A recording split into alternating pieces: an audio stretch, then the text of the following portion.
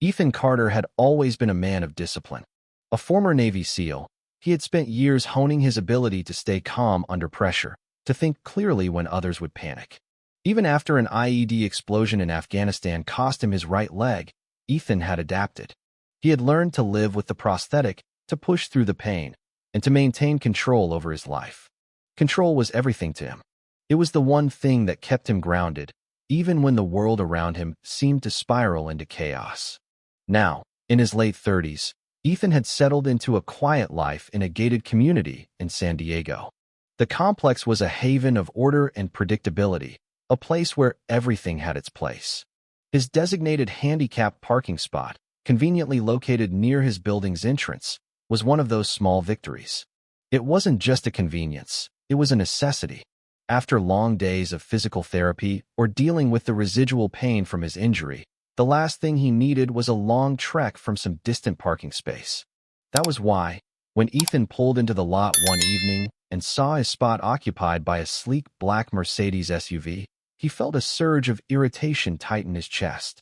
The vehicle, with its tinted windows and polished exterior, sat arrogantly in his space, as if it had every right to be there. Ethan parked behind it, gripping the steering wheel tightly as he debated his next move. His prosthetic leg ached slightly from the day's strain, a dull reminder that he couldn't just park farther away and let it go. Through the Mercedes' tinted windows, he could see a designer handbag tossed on the passenger seat and a few shopping bags in the back. Someone had been out spending money, unconcerned with rules or common decency. Ethan took a slow breath, telling himself to be rational, to assess the situation like he always did. Maybe it was a simple mistake. Maybe someone had parked there briefly and would be back any second. Then, as if summoned by his thoughts, she appeared. Ethan spotted her from the corner of his eye, a woman in her mid-50s, with platinum blonde hair styled in meticulous waves. She wore oversized sunglasses despite the sun having set hours ago, and she walked with the casual self-importance of someone who had never heard the word no. A large shopping bag dangled from one manicured hand, while the other clutched an expensive phone. Even from a distance, Ethan could hear her voice, sharp, dismissive, the kind of tone people used when they were too important to be inconvenienced. She approached the Mercedes without acknowledging him, still mid-conversation as she opened the driver's side door. Yeah, I'll be there in 20. No, they can wait. Tell them I don't care. Ethan stepped out of his truck, suppressing the immediate wave of discomfort that always came when standing around strangers. He wasn't interested in confrontation, but this needed to be addressed. Excuse me, he said, keeping his tone even. This is a handicap spot. She didn't even glance up from her phone. Uh-huh. Ethan narrowed his eyes. You're parked illegally. Now she looked at him, lifting her sunglasses just enough to give him an unimpressed once-over. I was just running inside for a minute, she said with exaggerated slowness, as if speaking to a particularly dim child. It's not a big deal. Ethan's patience thinned. It is a big deal. I need that spot. She scoffed, shaking her head as she slid into the driver's seat. Oh, please. You're walking just fine. The words hit like a slap. Ethan felt his pulse tick higher, but he forced himself to remain still. It wasn't the first time someone had made assumptions about his disability, as if the absence of a wheelchair invalidated his needs. He clenched his jaw, fighting the urge to say something cutting. Move your car, he said instead, his voice firm. She sighed dramatically but didn't argue. Instead, she tossed her phone onto the passenger seat, started the engine, and reversed out of the spot with a kind of jerky impatience that told him she still believed she had done nothing wrong. As she pulled away, she flicked a glance at him in the rearview mirror, her lips curling slightly. It wasn't an apology, it was irritation that he had dared to challenge her. Ethan exhaled, running a hand through his short-cropped hair as he watched the taillights disappear. He should have felt satisfied, but something about the interaction lingered. He had seen people like her before, the ones who thought rules were suggestions, who acted as if the world revolved around their convenience. He didn't expect to see her again. But the next morning, her Mercedes was back in his spot. Ethan stared at it, his hands flexing at his sides. This wasn't an accident. This wasn't someone being momentarily careless. This was deliberate. She had come back, and this time, she had placed a printed handicap placard on the dashboard. Ethan knew the real ones. His own hung from his rearview mirror, issued by the state after extensive documentation and review. The one in her car looked cheap, the kind of thing you could print from an online template or a fraud. His gut tightened. He could let it go. He could park somewhere else and avoid the hassle. He could convince himself that it wasn't worth the fight. But then what? Let her win? Let her keep pushing boundaries until his space was permanently hers? No. He pulled out his phone and called for a tow truck. Ethan watched the Mercedes from his truck, fingers drumming against the steering wheel as he waited for the tow truck to arrive. He knew this wasn't just about a parking spot anymore. The first time could have been brushed off as ignorance or arrogance, but the second time, with a blatantly fake handicap placard, meant she wasn't just inconveniencing him. She was actively challenging him. It was a game to her, a way to prove that she could do whatever she wanted, whenever she wanted, and that no one could stop her.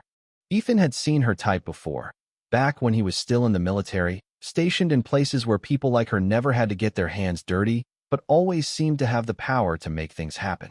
There was a word for people like her, entitled. As he waited, he scrolled through his phone, pulling up the Parking Enforcement Division's website, verifying again what he already knew. The law was on his side. No temporary pass, no exceptions, no loopholes. The Mercedes had no right to be in that spot, and the tow company had every reason to remove it. The truck pulled in 10 minutes later, a large, steel-gray vehicle with hydraulic lifts and thick chains hanging from its sides. The driver, a broad man with a thick beard and a cap that had seen better days, stepped out and gave Ethan a quick nod. "This the one?" the driver asked. Ethan nodded. "Yeah. No placard. At least, not a real one. I've got pictures if she tries to fight it." The driver grunted in approval, already moving to hook the Mercedes up to his rig. Ethan didn't bother to watch the process. It was straightforward, methodical.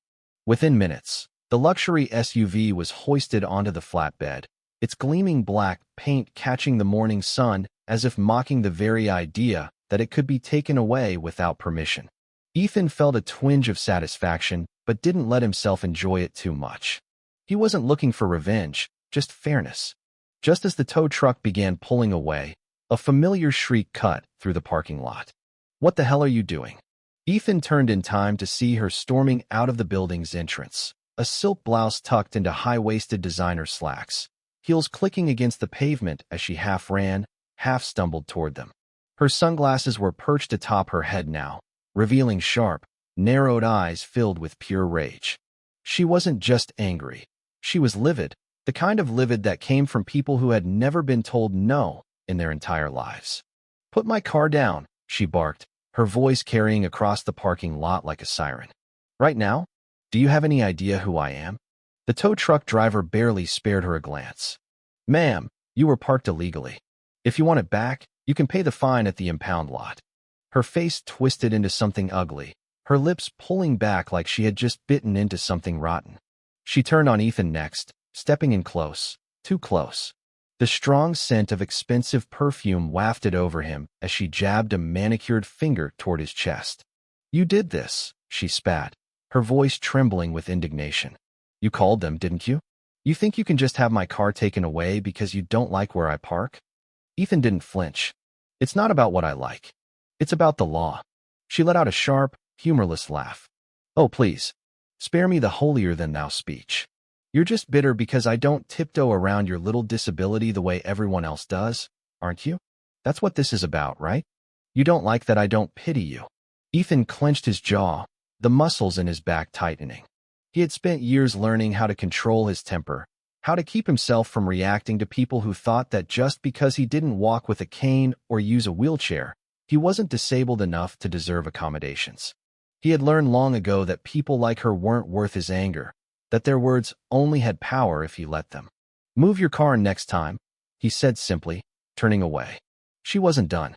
"You're going to regret this," she hissed, her voice dropping just enough that the words felt more like a promise than an empty threat. "You have no idea who you just messed with." Ethan ignored her. He had dealt with worse. But later that night, when he returned home, something felt off. At first, he couldn't put his finger on it. The complex was quiet, as it usually was this late in the evening. Most of the residents were older professionals or retirees. people who kept to themselves and rarely caused trouble. The parking lot was mostly empty, save for a few cars spaced out under the dim overhead lights. His truck was parked where he had left it, undisturbed. Nothing was out of place. And yet, as he stepped out of his vehicle, an uneasy feeling settled deep in his gut. He scanned the area instinctively, a habit from years spent in unpredictable environments. The shadows were long, stretching across the pavement in jagged lines. The wind rustled the nearby trees, the sound of leaves whispering against each other like a warning he wasn't meant to hear. Then he saw it. His handicap parking sign, ripped from its post, lying face down on the pavement. A slow exhale left his lungs. So that's how she wanted to play it. Ethan bent down, picking up the metal sign.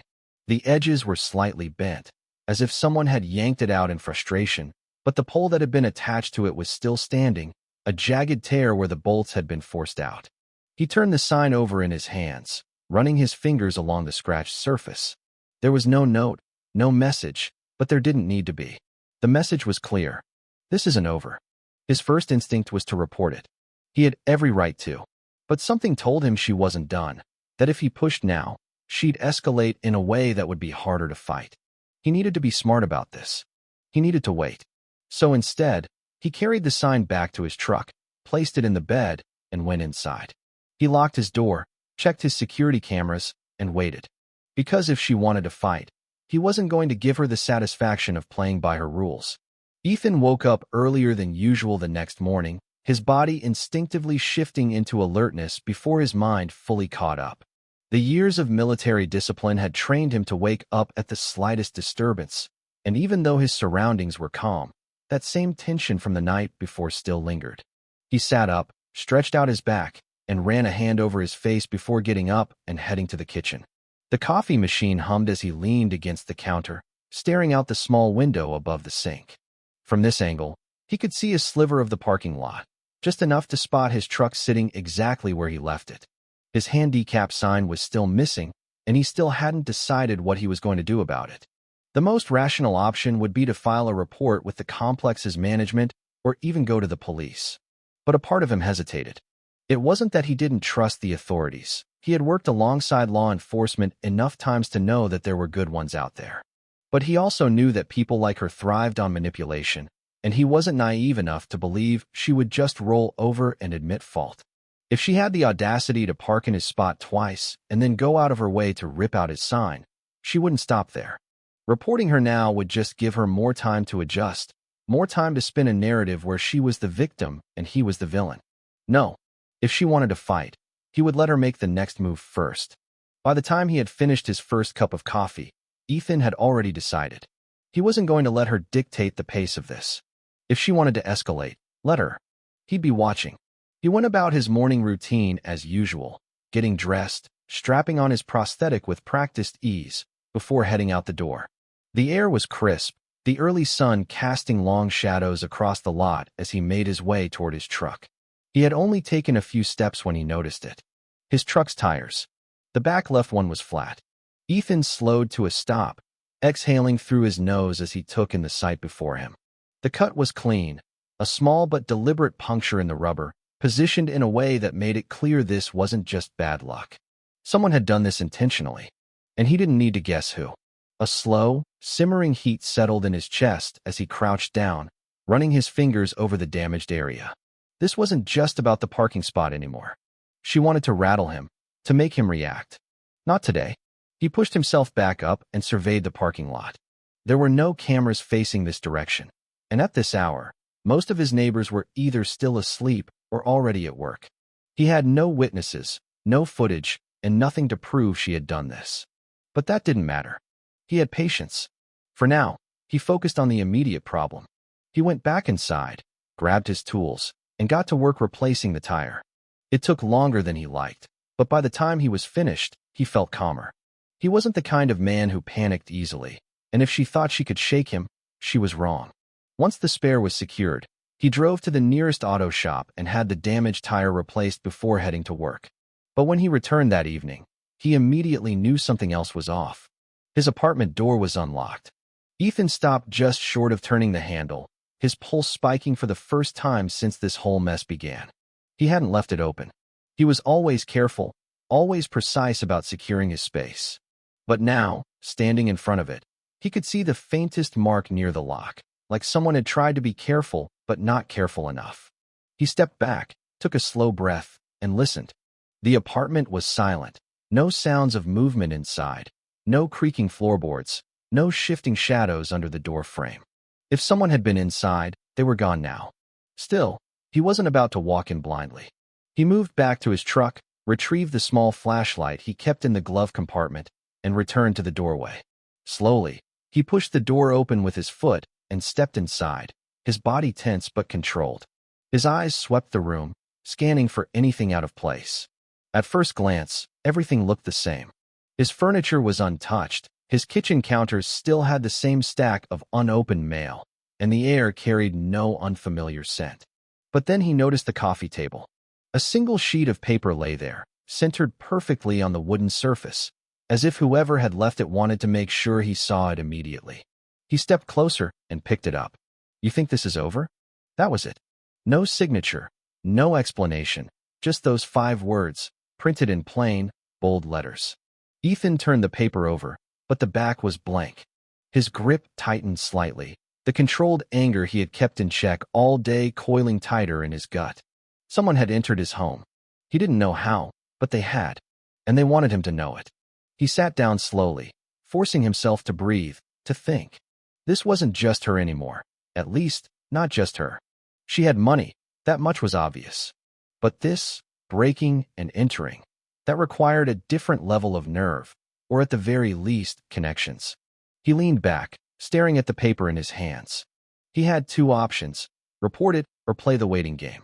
A younger version of himself might have acted impulsively, stormed down to the leasing office or called the cops without a second thought. But Ethan had learned a long time ago that patience was a weapon, just as much as strength or skill. He had already started this fight by towing her car. Now, he needed to see how far she was willing to go. For the next few days, he was more vigilant than ever. He checked his locks twice, parked his truck in a different spot each night, and even left a small strip of tape at the bottom of his door, an old trick from his service days. If someone entered while he was gone, the tape would be broken. But nothing happened. No new notes, no disturbances. Until the police showed up at his door. It was late, close to midnight, when the knock came. 2 uniformed officers stood outside. 1 male, 1 female, both looking just professional enough to mask the irritation in their expressions. "Mr. Carter," the female officer asked. "Yeah," he said, already knowing where this was going. "We received a report that you've been harassing one of your neighbors, a Mrs. Victoria Langston." Ethan sighed, rubbing a hand over his face. "Let me guess. She told you I've been following her, making threats, something like that." The male officer shifted slightly. "She claims you've been loitering near her unit, leaving notes on her door, and making her feel unsafe." "Did she mention that she's been illegally parking in my handicap space, slashing my tire, and breaking into my apartment?" Ethan asked dryly. The officers exchanged a glance. "We're not here to press charges," the female officer said. "We just need to advise you to avoid contact with her. If this continues, she may file a restraining order." Ethan let out a slow, measured breath. This was exactly what he had been waiting for. She had made her move. Now it was his turn. Ethan shut the door behind the officers and stood in his apartment, listening to the fading sound of their footsteps as they walked down the hallway. His pulse was steady, but the weight in his chest had settled deeper, heavier. He knew this was coming. The moment he had the Mercedes towed, Victoria wasn't just the type to throw a tantrum and move on. She was the type to escalate, to push every boundary until she got what she wanted. And now, she had done exactly what he expected. She had flipped the narrative. She had turned herself into the victim. For the next several minutes, he didn't move. He stood there in the dim light of his apartment, replaying the conversation with the officers in his head. They had been careful with their words, professional but detached. And that told him everything he needed to know. This wasn't an official investigation, not yet. It was a warning, a soft nudge to back off before things got worse. Victoria was setting the stage, laying the groundwork so that when she took her next step, it wouldn't look like retaliation. It would look like justice. Ethan inhaled deeply and exhaled just as slow. Then he walked over to the counter, pulled out his phone, and dialed a number he hadn't used in a long time. It rang twice before a voice picked up. "Davis." "It's Ethan," he said, leaning against the counter, eyes fixed on the reflection of the city lights in his window. "I need a lawyer." There was a pause, then a quiet chuckle. "Damn, haven't heard from you in a while. What kind of trouble are we talking about?" Ethan gave him the short version: the parking spot, the towed car, the slashed tire, the break-in, and now the police visit. Davis listened without interrupting, and when Ethan finished, there was another short silence on the other end of the line. "You sure it was her who broke in?" Davis finally asked. "No," Ethan admitted. "But she's behind it. Or she knows who is." Another pause, then Davis let out a slow breath. "All right. First thing, don't engage at all. She's baiting you into reacting, and the moment you do, she'll turn it into evidence. Second, I'll have someone pull a background check on her. See if she's done this before." Ethan had expected that answer, but it still made his fingers tighten around the phone. He had spent his entire life handling things on his own, fixing problems before they spiraled out of control. Now, he was in a position where the smartest move was to wait. He didn't like it, but he understood it. "How bad do you think this can get?" Ethan asked. Davis sighed. "Depends. Some people like her, just want to make noise until they get bored. Others, they play the long game.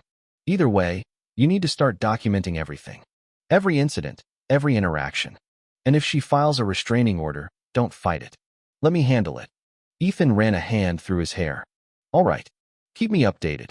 "We will." "And Ethan, yeah? Be careful.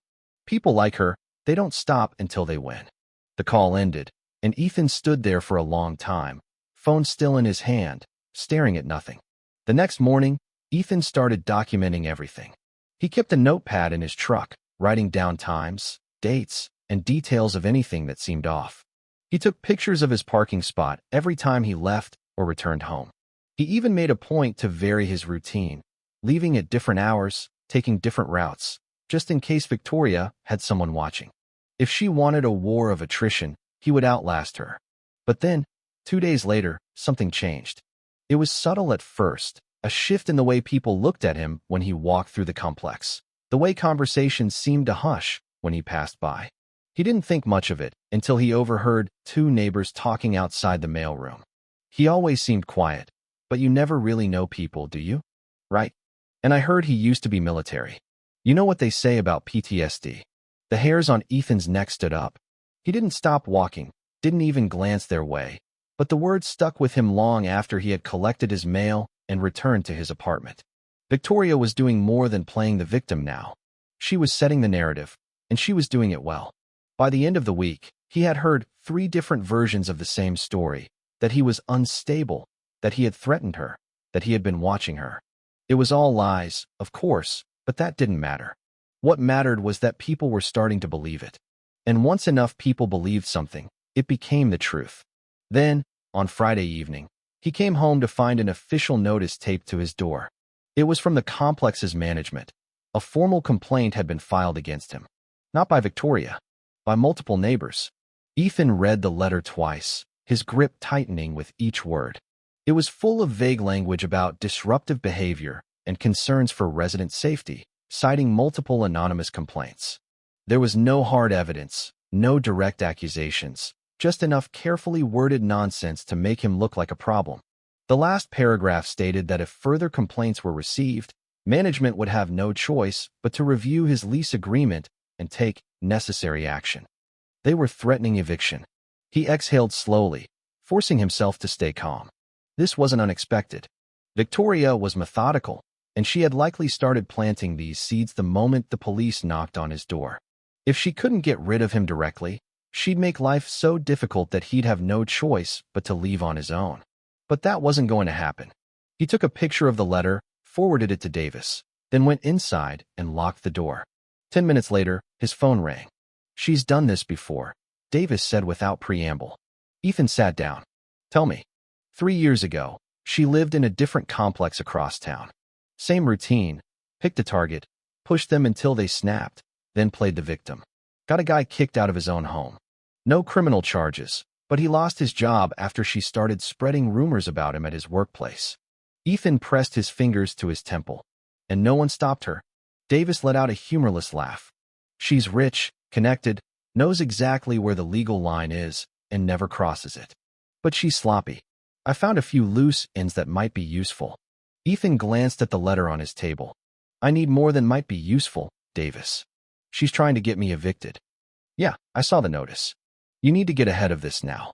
Ethan's jaw tightened. How? Davis hesitated. Then in a low voice, he said, we set a trap, and we make damn sure she walks right into it. Ethan sat at his dining table, staring at the eviction notice, the weight of it pressing against his chest like an iron plate. He had faced worse situations in his life. Combat zones, explosions, high-risk operations where a single misstep meant death. But this was a different kind of battlefield. A slow, insidious war where the enemy didn't attack head-on but poisoned everything around him, turning his own neighbors into weapons. He exhaled, rolling his shoulders back as he forced himself to think rationally. Victoria was methodical. She knew how to manipulate, how to push people until they bent to her will. But Ethan wasn't like the others. He wasn't going to bend. Davis had said they needed to set a trap, and Ethan trusted him. But trust didn't mean waiting around to see what happened next. He needed to take action, and the first step was getting ahead of whatever Victoria had planned next. He pulled out his laptop and started digging. If she had done this before, there had to be something, some record, some pattern he could use. Davis had given him a brief rundown, but Ethan needed to see it for himself. It didn't take long to find the previous case. 3 years ago, a man named Richard Hale had been forced out of his condo after a series of harassment complaints. The details were eerily similar: anonymous reports, false accusations, a smear campaign that turned the entire community against him. The records were clean on the surface, but when Ethan started going deeper, he found something interesting. Hale hadn't just been evicted. He had lost his job, his reputation, everything. And then he had disappeared. No social media, no new address, nothing. It was as if he had been erased. That didn't sit right with Ethan. He had seen people disappear before, not voluntarily, but because they had been forced to. He leaned back, rubbing a hand over his jaw. Victoria was dangerous, but she wasn't working alone. She had help, whether it was from someone in the complex's management or from whatever connections her money could buy. That meant he needed proof. He grabbed his phone and called Davis. I need to find Richard Hale. Davis let out a low whistle. That's not going to be easy. Guy went off the grid completely after Victoria ruined him. Then I'll find someone who can. Davis sighed.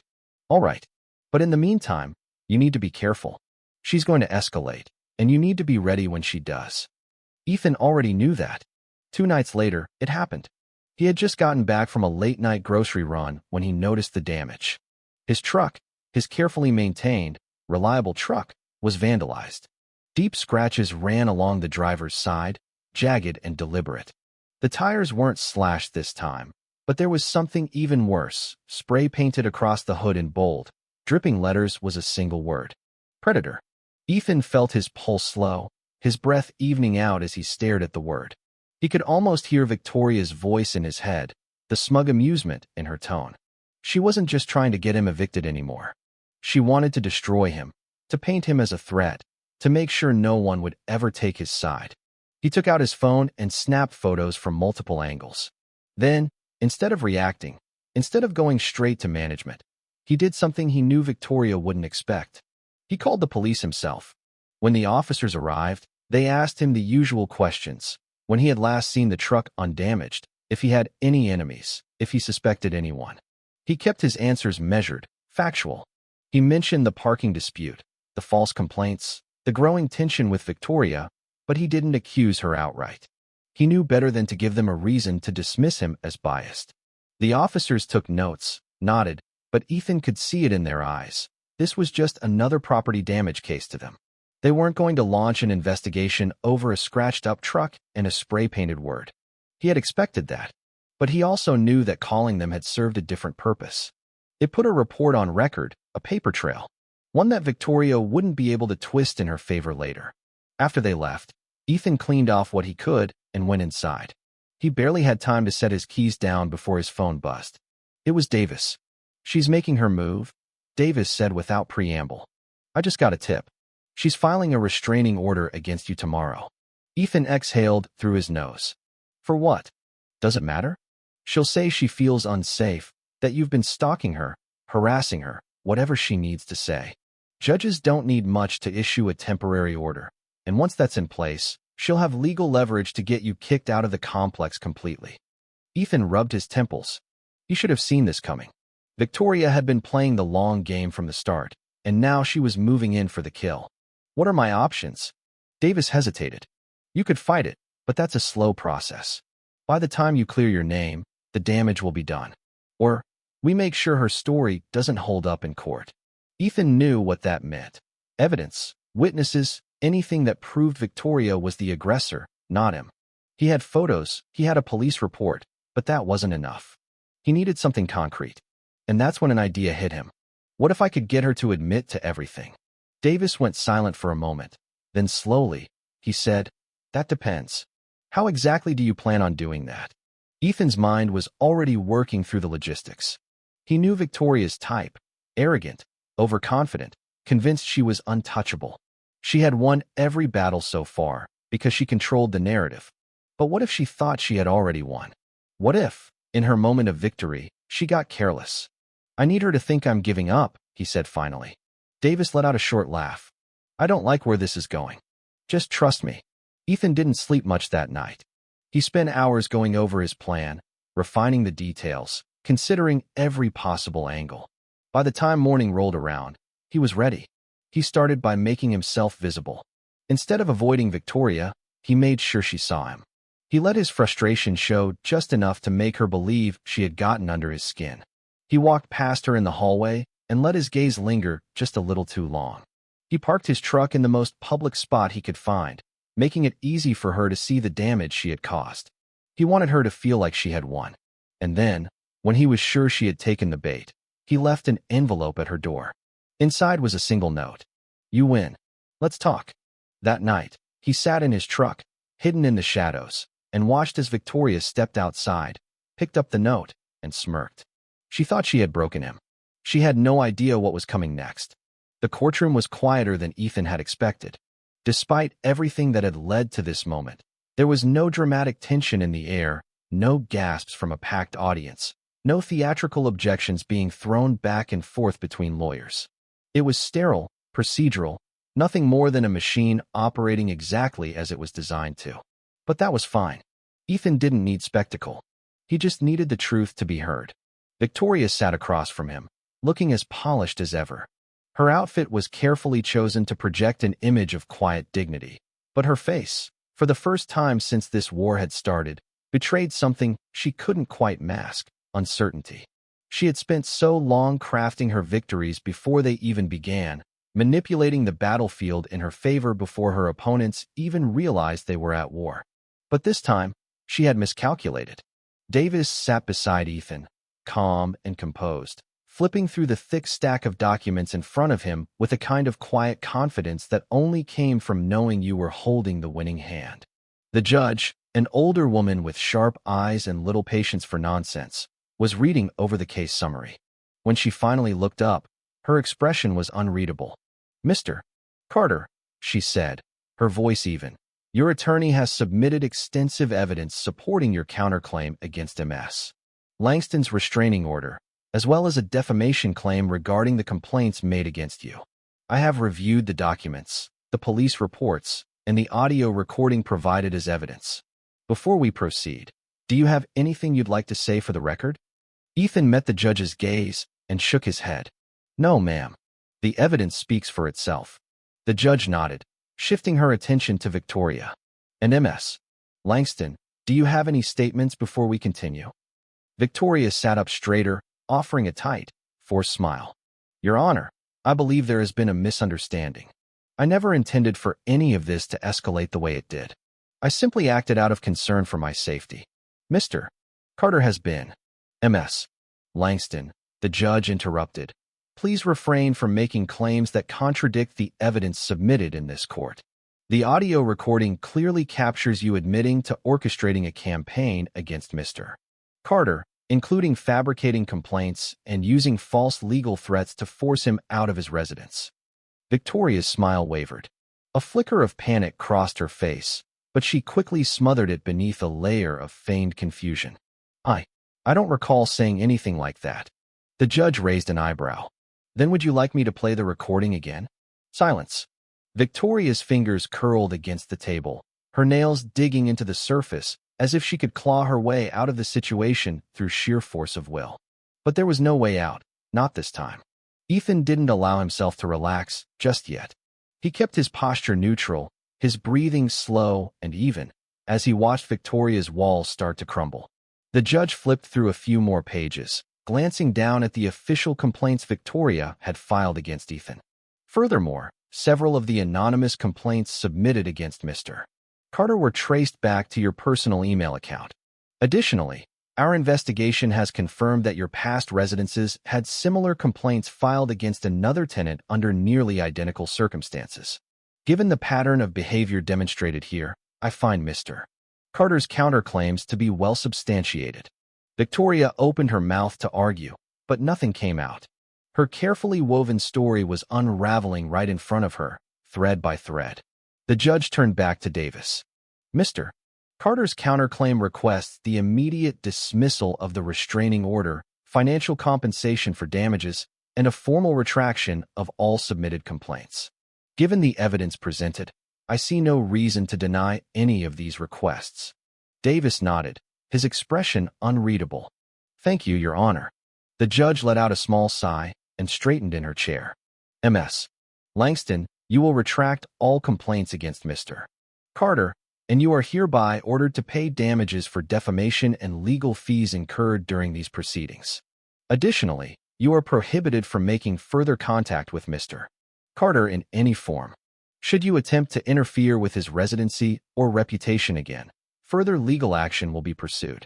Do you understand? Victoria didn't respond at first.